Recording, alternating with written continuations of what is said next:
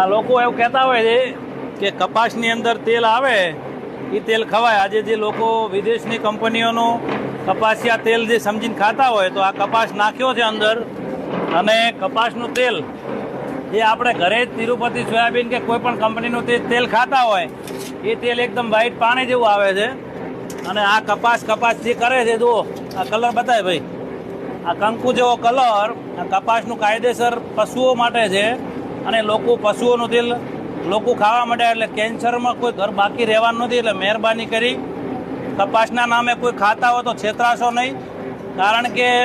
50 થી 51 કિલોનો કપાસનું અંદર નાખ્યું છે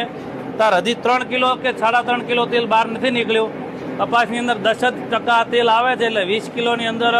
2 કિલો તેલ નીકળતું હોય તો આપણને જે 1500માં અને 1600માં જે